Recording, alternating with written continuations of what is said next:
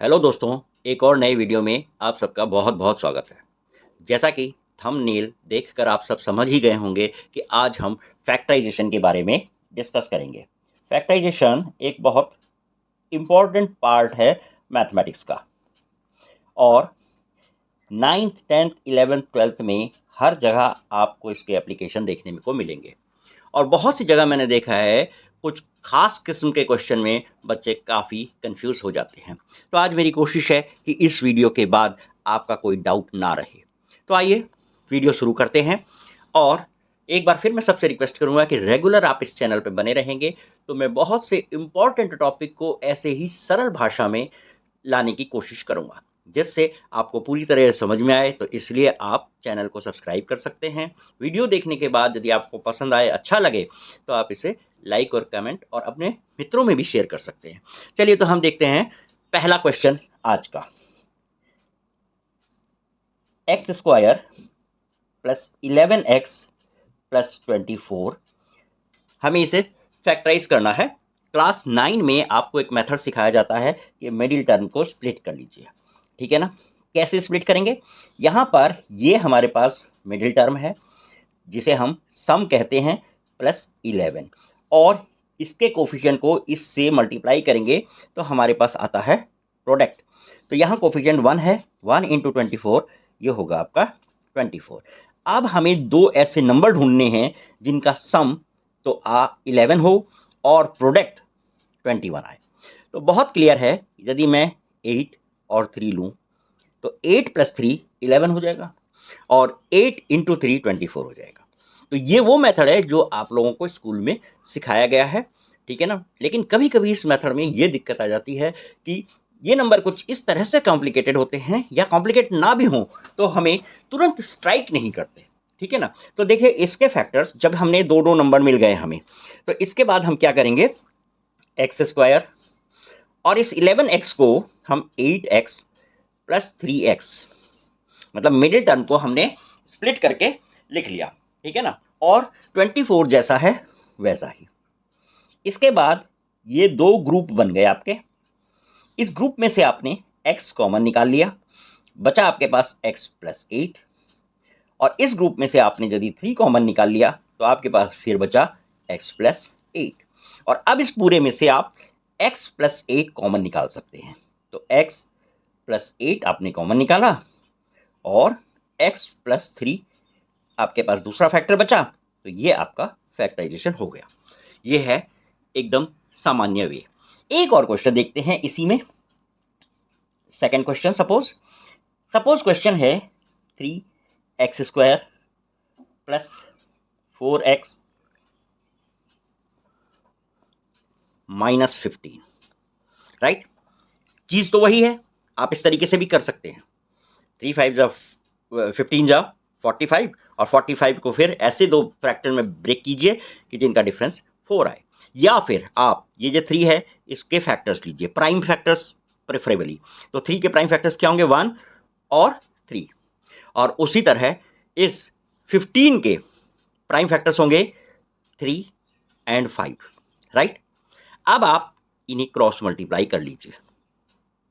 3 3 जा 9 और 1 5 जा 5।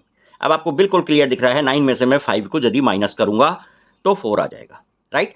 तो यहां आप लगाइए माइनस। जब आपने यहां माइनस लगाया है तो यहां माइनस लगाइए और यहां प्लस लगाइए, और इनके साथ x एज्यूम कर लीजिए। तो आपके फैक्टर्स होंगे 1x प्लस 3, यहां 3x माइनस 5। देखा ना, चुटकियों में आ गया। लेकिन ये तरीका कई बार आपको यहां पर फ्लिप करना पड़ेगा, क्योंकि मैंने आपसे कहा है प्राइम फैक्टर्स लीजिए, छोटा वाला प्रेफरेबली ऊपर रखना और बड़ा वाला नीचे। लेकिन इसमें आप अकॉर्डिंग टू द क्वेश्चन थोड़ा बहुत एडजस्टमेंट कर सकते हैं। लेकिन जब ये फैक्टर्स आपके पास आ जाएंगे, एक और क्वेश्चन देखते हैं। देखिए 24x square minus 65x plus 21, right.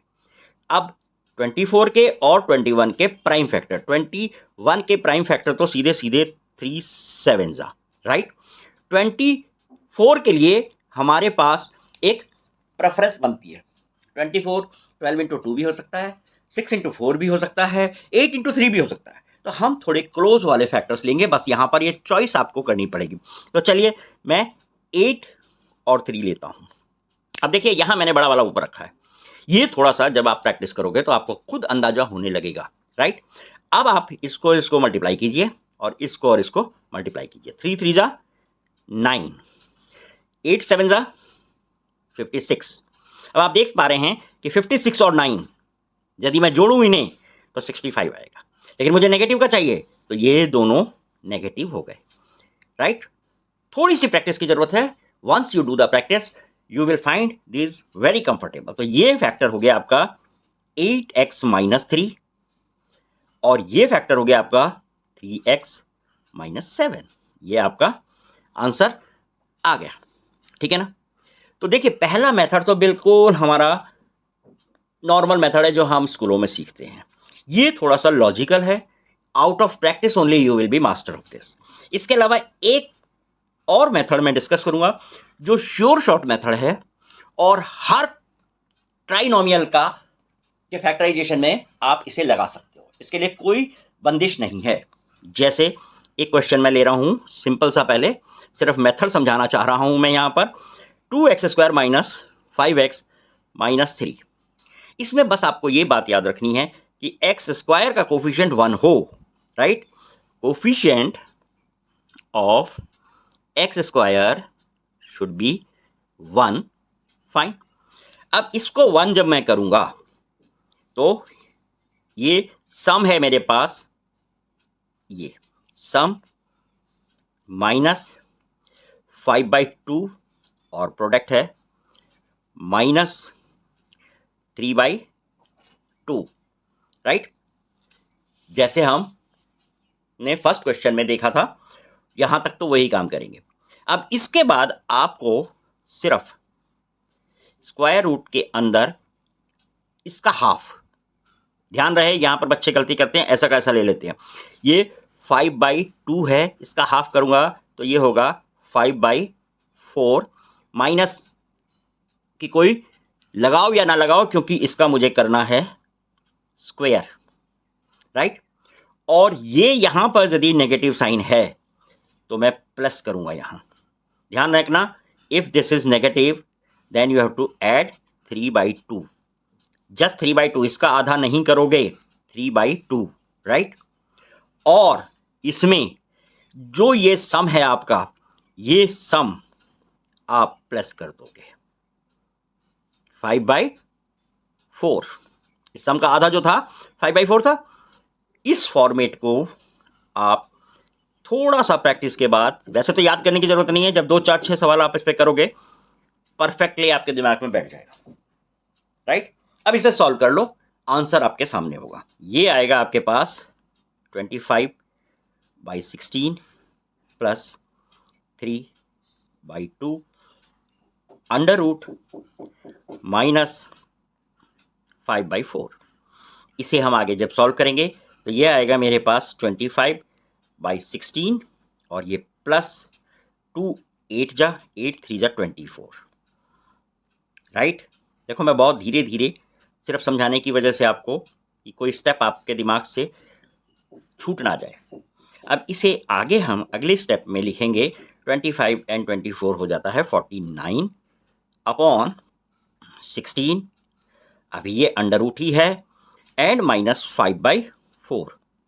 जब इसका हम स्क्वायर रूट निकालेंगे तो ये हमारे पास आएगा 7/4 प्लस और -5/4, जिससे यदि मैं प्लस लूंगा तो +7 - 5 मेरे पास होगा 2/4, और यदि मैं माइनस लूंगा तो -7 - 5 इज -12/4, जिससे मुझे मिलेगा 1/2 एंड -3, राइट।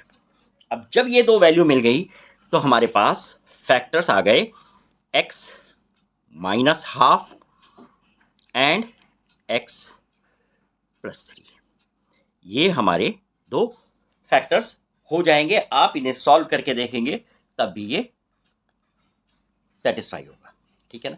तो ये वाला मेथड मैं समझता हूँ हर बच्चे को ज़रूर प्रैक्टिस करना चाहिए, क्योंकि देखिए क्लास 10 में आपको क्वाड्रेटिक इक्वेशन में जब रूट्स निकालने हैं तो ये दीज आर द रूट्स, जिसे हम जीरोज ऑफ पॉलिनोमियल भी कहते हैं। यदि ये वैल्यू मैं इसमें डालूं तो ये जीरो आएगी इसकी वैल्यू, राइट।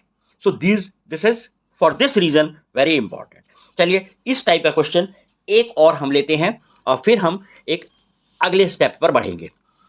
अगला क्वेश्चन मैं ले रहा हूं 18x² - 3x - 6, राइट। अब सबसे पहली चीज इसमें क्या देखूंगा, यदि कुछ कॉमन है तो देखो फैक्टराइजेशन में ये बात आपको स्कूलों में भी बताई गई होगी, सबसे पहले तो जो कॉमन फैक्टर्स है उसे आप बाहर निकाल लीजिए। तो यहां मैं देख पा रहा हूं कि ये 18 भी 3 से डिविजिबल है, 3 तो है ही और 6 भी है, तो मैं इसे 3 कॉमन लेके 6x² - x - 2 लिख सकता हूं, राइट। अब मुझे फैक्टर्स करने हैं सिर्फ इसके, राइट। अब इस पर फोकस कीजिए, सम हो गया मेरे पास -1/6 और प्रोडक्ट हो गया -2/6, जो कि 1/3 आएगा आपके पास, राइट।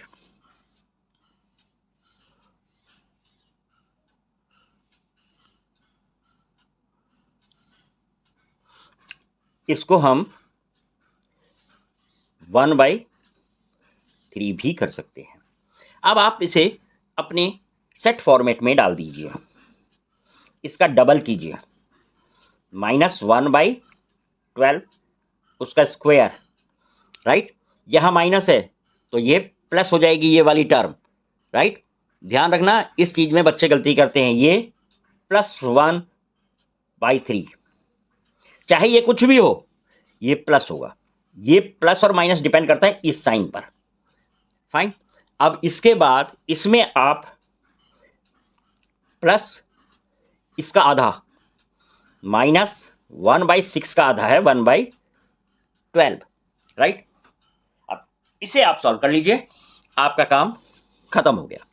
ये है 1/144 प्लस 1/3 माइनस 1/12, और ये आएगा आपके पास 144 1 प्लस 48, 3 4 जा एंड 3 8 जा 24, राइट,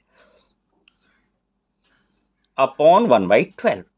अब ये फिर 48 प्लस 1 49 अपॉन 144, इसका स्क्वायर रूट में से -1/12, दैट इज प्लस और माइनस 7/12 में से 1/12 आपको माइनस करना है, ठीक है।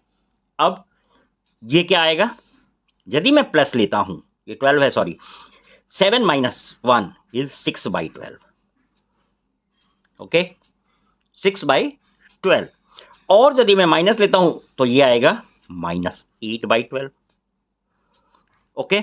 अब इसे मैंने काटा 1/2, इसे 4 से काटा 2/3, तो मेरे पास जो दो जीरोज आई हैं 1/2 और -2/3, और फैक्टर्स हो गए x + 2/3 इंटू x - 1/3, ये आपके पास इसके फैक्टर्स हो गए, फाइन। आप इस तरह के कुछ क्वेश्चंस प्रैक्टिस करिए। सपोज ये 5th है। इसके बाद एक और जो अगली प्रॉब्लम हमारे सामने आती है वो है क्यूबिक एक्सप्रेशंस। क्यूबिक एक्सप्रेशंस को कैसे फैक्टर किया जाए सर, बहुत से बच्चे इसको तो देख के ही घबरा जाते हैं। सपोज आपके पास एक क्वेश्चन है 6 क्वेश्चन नंबर, कि आपको फैक्टराइज करना है x³ - 6x² प्लस 11x - 6। देखिए जहां तक आपका सिलेबस का सवाल है 9th 10th 11th 12th में क्वाड्रेटिक एक्सप्रेशन और maximum to maximum simple cubic expressions ही आ सकती हैं, ठीक है ना। तो मैं यहां पर आपसे एक क्यूबिक एक्सप्रेशन का भी मेथड डिस्कस कर रहा हूं। देखिए वैसे 9th क्लास में कुछ ऐसे क्वेश्चंस आपने किए हैं remainder theorem and factor theorem के अंतर्गत, राइट। तो सबसे पहला स्टेप तो हम इसमें अपना हिट एंड ट्रायल लगाएंगे, जिससे हमारे पास एक फैक्टर आ जाएगा। अब हिट एंड ट्रायल में हम क्या करते हैं समझ लीजिए। इस पूरी एक्सप्रेशन में x की जगह हम +1 लगा के देखते हैं क्या ये 0 आ रहा है या नहीं आ रहा है। यदि प्लस से ना आए तो -1 लगा के देख लेना, उससे भी ना आए तो 2 लगा लेना, उससे भी ना आए -2 लगा लेना, राइट।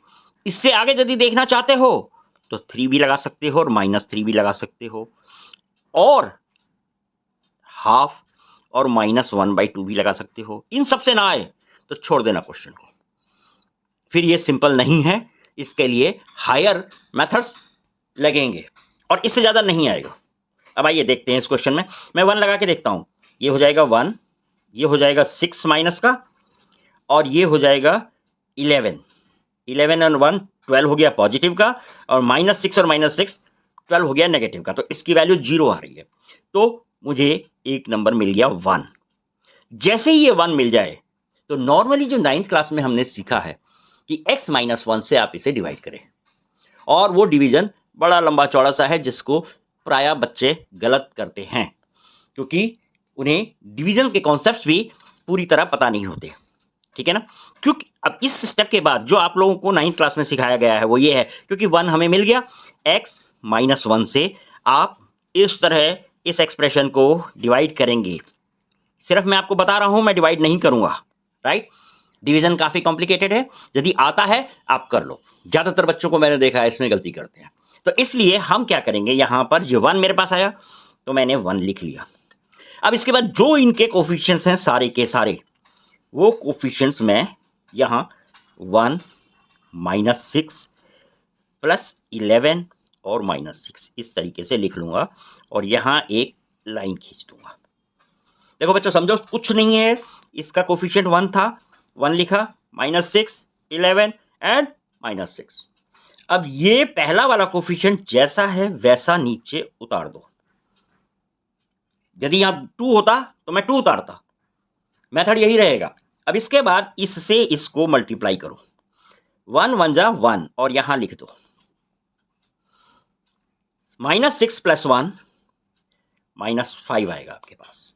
अब इस -5 को फिर 1 से मल्टीप्लाई करो, -5 आएगा, यहां +6।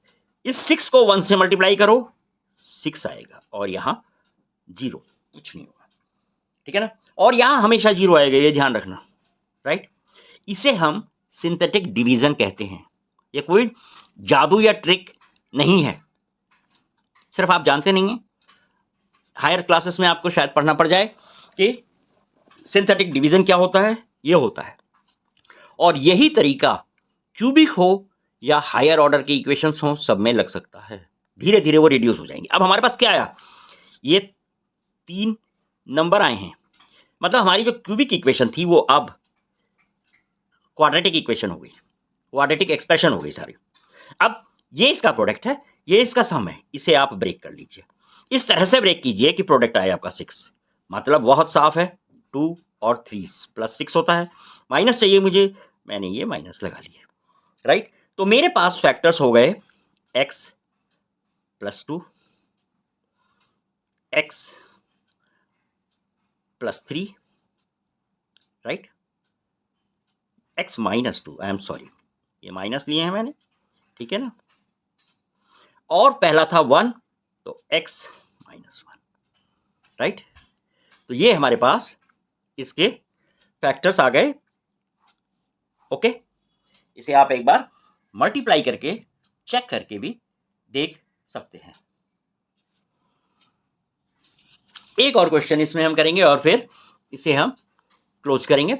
और इसके अलावा फैक्टराइजेशन में आपसे कोई कुछ इससे हायर लेवल का नहीं पूछ सकता, राइट। इतना आप प्रैक्टिस कर लेंगे तो आई थिंक आपको फैक्टराइजेशन में तो किसी तरह की दिक्कत नहीं रहेगी। और फैक्टराइजेशन में यदि दिक्कत नहीं रहेगी तो सॉल्विंग इक्वेशंस में भी नहीं रहेगी, चाहे वो क्वाड्रेटिक हो चाहे वो क्यूबिक हो, राइट। अब एक क्वेश्चन और ले रहा हूं मैं, x³ -23x² + 142x माइनस 120, और मैं फिर यहाँ पर हिट एंड ट्रायल लगाऊंगा। हिट एंड ट्रायल लगाते ही मुझे मिल गया 1 से ये होता है 1, ये होता है -23, और ये होता है 142, और ये होता है 120 माइनस का, तो ये हो गया -143 और +143, तो 1 इज ओके। तो मैं लिखूंगा 1 को यहाँ, और बाकी के फैक्टर आप 1 -23 +142 एंड -122 इस तरह से लिख लेंगे। सेम 1 को नीचे उतारा, 1 × 1 is 1, -23, 1 × -23 is -23 here, just sorry ये प्लस है, ये 22 है, ये 22, तो ये आया 0, 2 एंड 1, इसे 1 से मल्टीप्लाई किया 120। बस बच्चों ध्यान रखना ये 0 आए, लास्ट वाला बिल्कुल कट जाएगा। कोई गड़बड़ है, नहीं आ रहा है तो समझ लो हमने कहीं गलती कर दी। अब ये मेरे पास एक क्वाड्रेटिक इक्वेशन बन गई। क्या है ये? x² - 22x + 120, कुछ इस तरह से। अब मुझे इसे या तो मिडिल टर्म से कर लूं या कि कोई भी मेथड इसमें मैं लगा लूं, तो मुझे साफ साफ दिख रहा है x² - 12x - 10x, तो -22 हो जाएगा। मल्टीप्लाई करूंगा तो 120 आएगा ही आएगा। आपने ये दो ग्रुप बना लिए, x - 12 -10 x - 12, तो ये दो फैक्टर तो आपको यहां से मिल ही गए, और एक 1 था वो भी फैक्टर है आपका x - 1, ये आपके फैक्टर्स हो गए। और भी कुछ क्वेश्चंस आप अपने आप ट्राई कर सकते हैं, डिफरेंट कोफिशिएंट्स के साथ ट्राई कर सकते हैं। There is nothing wrong in doing it. You can try this question I am giving you for homework for your trial and put the answer in comment box, right? You have to factorise it, right? और इसका answer आप comment box में लिखेंगे। Fine, तो आज के लिए इतना ही इस सेशन में, ठीक है? और मैं समझता हूं जितना हमने आज डिस्कस किया है इससे आपकी फैक्टराइजेशन की प्रॉब्लम तो सारी सॉल्व हो जाएगी। किसी भी तरह की एक्सप्रेशन आपके सिलेबस के अंतर्गत जो आपके सामने आएगी वो आप सॉल्व कर लेंगे, ठीक है ना? ये मेरा विश्वास है, बशर्ते आप इसकी थोड़ी सी प्रैक्टिस करें। You should become comfortable with the method. मैंने खास तौर से यहाँ पर मेथड बताने की कोशिश की है, एक एक दो दो एग्जाम्पल लेके। तो उम्मीद करता हूँ वीडियो आपको अच्छा लगा होगा और समझ आया होगा। तो आपसे एक बार और रिक्वेस्ट करूंगा कि यदि अच्छा लगा और इस तरह का मटेरियल आप चाहते हैं तो आप सब्सक्राइब करें और अपने मित्रों के साथ शेयर करें और अपने कमेंट्स जरूर लिखें ताकि हमें अपनी कमियां पता चलें और इस तरह से मैं अगले वीडियो और अच्छे बताऊं। किसी खास टॉपिक पर आपको वीडियो चाहिए तो वो भी आप कमेंट बॉक्स में लिख सकते हैं और मैं कोशिश करूंगा कि उस पर भी मैं आपको जल्दी से जल्दी वीडियो बना के दूं। Thank you very much. Be happy. Stay healthy.